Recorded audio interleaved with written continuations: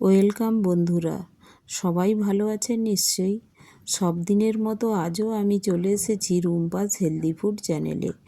আজ আমি আপনাদের জন্য বানিয়েছি ডিমের কারির রেসিপি। আর এটা ছোট বড় সবার খুব প্রিয়। তার জন্য আমি কয়েকটি ডিম আগে সেদ্ধ করে নেব।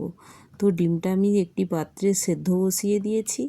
আর এটা দেখুন প্রায় সেদ্ধ হয়ে গিয়েছে। তো আমি গ্যাসটা বন্ধ করে দেব আর ঠান্ডা হতে দেব। আর ডিমের কারি বানানোর জন্য নিয়েছি কুচানো পেঁয়াজ, টমেটো আর ধনেপাতা কুচি, আর কয়েকটা লঙ্কা, রসুন, আদা, এই তিনটে একসাথে আমি পেস্ট করে নেব। আর ফোড়নে নিয়েছি এলাচ, লবঙ্গ, দারচিনি, তেজপাতা, লঙ্কা, ধনে জিরে পাউডার, হলুদ গুঁড়ো, সরষের তেল আর লবণ।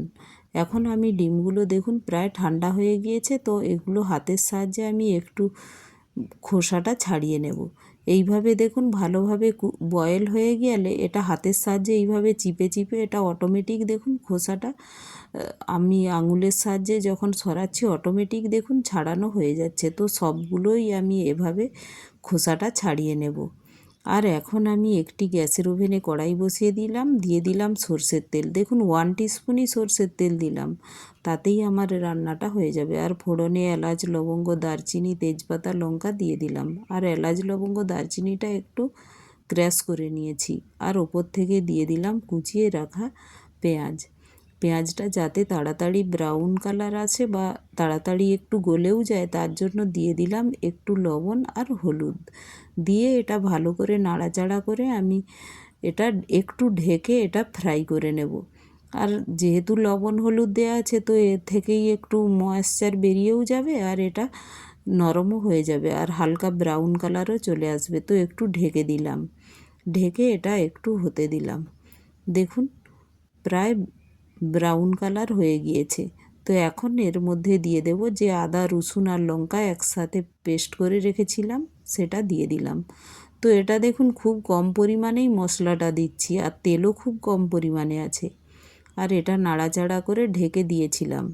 দেখুন এখন একটু সব মশলাগুলো প্রায় একসাথে ভাজা ভাজা হয়ে গিয়েছে। তো এখন উপর থেকে দিয়ে দিলাম কুচিয়ে রাখা টমাটোগুলো। যেহেতু লবণ হলুদ দেওয়া আছে, তো এই মশলার সাথে কষা হতে হতে গলেও যাবে। তো একটু নাড়াচাড়া করে আমি ঢেকে দিলাম। আর টমাটোটা যেহেতু দেশি টমাটো নয়, তো একটু গলতে সময় লাগে। আর যেহেতু কম তেল দিয়ে করছি, তো একটু শুকনো শুকনো হয়ে গেলে আমি একটু মশলা ধোয়া জল ইউজ করব। তো এখন একটু নাড়াচাড়া করে এর মধ্যে দিয়ে দিলাম ধনে জিরে পাউডারটার যে নিয়েছিলাম, ওটা 1 টিস্পুনের মতো দিয়ে দিলাম। দিয়ে নাড়াচাড়া করে দেখুন মশলাটা একটু শুকিয়ে শুকিয়ে যাচ্ছে। তো একটুখানি আমি যে রসুন আদা পেস্ট করেছিলাম, ওই জলটা একটুখানি জাস্ট দিয়ে দিলাম, 2 টিস্পুনের মতো হবে। দিয়ে মশলাটা আমি ভালো করে কষে নিচ্ছি। কষে একটু ঢেকেই আমি এটা কুক হতে দেব, তাহলে টমেটোগুলোও একদম গলে যাবে। তো দেখুন এইভাবে আমি ঢেকে ঢেকে মশলাটা কষিয়ে নিচ্ছি। মশলাটা দেখুন প্রায় কষা হয়ে গিয়েছে, ভাজা ভাজা হয়ে গিয়েছে। তো এখন কড়া থেকে অটোমেটিক দেখুন খুন্তির সাহায্যে অটোমেটিক উঠে যাচ্ছে। তো এই সময় এর মধ্যে দিয়ে দেব ডিমগুলো।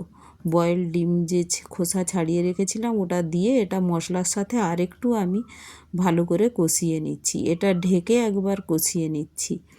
তো এটা 2-3 মিনিট প্রায় কষিয়ে নিলাম। তো মশলাটা দেখুন প্রায় বসে বসে যাচ্ছে আর কুকও হয়ে গিয়েছে, মশলাটা ভালোভাবে ফ্রাই হয়ে গেছে। এই সময় দিয়ে দেব পাশের ওভেনেই আমি সসপ্যানে গরম জল করে রেখেছিলাম, তো গরম জল দিয়ে দিলাম। একটু গ্রেভি গ্রেভি থাকবে, তো তাই এই পরিমাণে জল দিলাম। দেখুন মশলার সাথে ভালো করে মিশিয়ে নিলাম, নিয়ে আমি ডিমগুলো দিয়ে একটু ঢেকেও দিলাম। এখন কুক হয়ে গিয়েছে। তো দেখুন গ্রেভিটা তৈরি হয়ে গিয়েছে। তো এই সময় আমি এর মধ্যে দিয়ে দেব ধনেপাতা কুচি। আমি ধনেপাতাটা আগে থেকেই কেটে রেখেছিলাম। তো উপর থেকে আমি ধনেপাতা কুচি দিয়ে এটা নাড়াচাড়া করে নেব।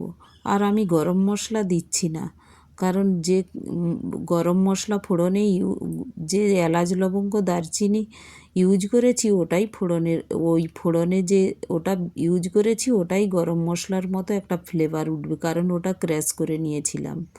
তো দেখুন এখন ধনেপাতা দিয়ে নাড়াচাড়া করে এখন আমি এটা ঢেকে গ্যাসটা বন্ধ করে দেব। দেখুন আমি এটা ঢেকে দিলাম। আর এটা গ্যাসটা বন্ধ করে দিয়েছি। 2-3 মিনিট পরে এসেছি, দেখুন কালারটাও কতটা সুন্দর হয়েছে, আর খেতেও এটা খুব অপূর্ব লাগে। তো অবশ্যই একবার বানাবেন, রুটি বা ভাত সবের সাথেই এটা খেতে ভালো লাগে। আর এটা আমি একটি পাত্রে এখন ঢেলে নিচ্ছি, ঢেলে আমি সার্ভ করে দিচ্ছি। আর এই রেসিপিটি যদি ভালো লাগে একটি লাইক, শেয়ার ও সাবস্ক্রাইবও করে দেবেন। Thank you.